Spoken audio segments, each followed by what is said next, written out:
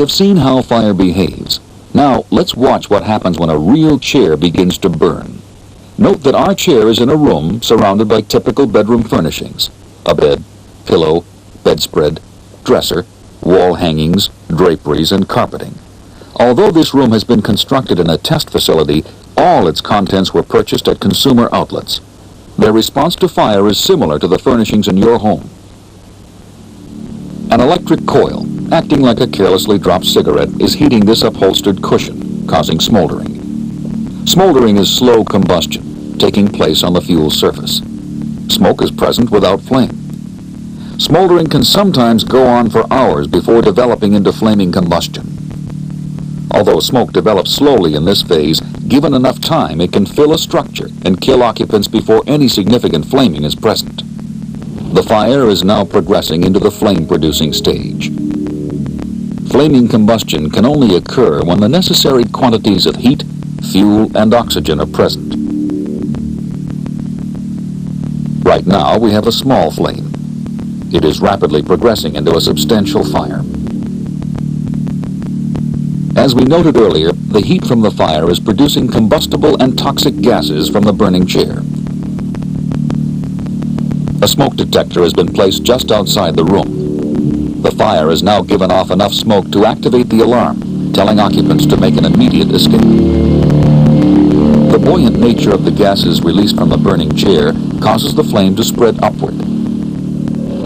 Heat from the rising flames quickly ignites the draperies en route to the ceiling. The temperature at the ceiling above the chair is now 570 degrees Fahrenheit, 300 degrees Celsius. If a residential sprinkler had been placed 8 feet diagonally from the corner, it would now activate, sounding an alarm and discharging water. Fire damage would be confined to the chair and curtains. The buildup of smoke and its toxic gases has now thickened into a hot, dense cloud in only 70 seconds since the first appearance of flame. This mushrooming cloud of hot, thick smoke and gas begins to act like a space heater, radiating heat downward. The paint and wall finishes, the furniture, paper, fabric, wood, and plastics in the room are beginning to decompose from the blistering heat. And as they decompose, they contribute to the buildup of toxic and flammable gases. The smoke level continues to descend and is now 4 feet above the floor.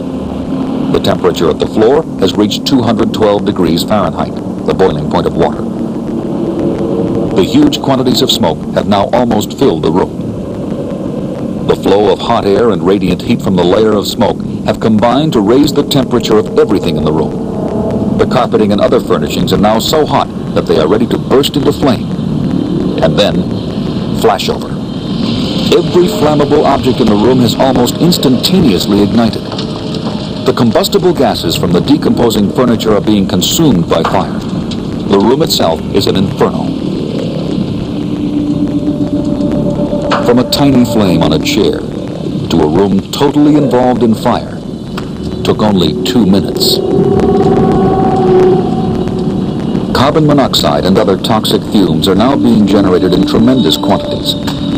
The temperature inside the room is 1,400 degrees Fahrenheit, 760 degrees Celsius.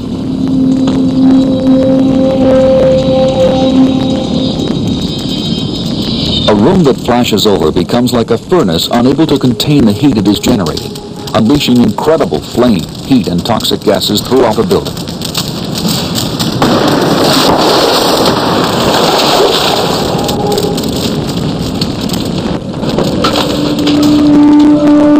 You are among the few who have seen this phenomenon and lived to tell about it. What happened?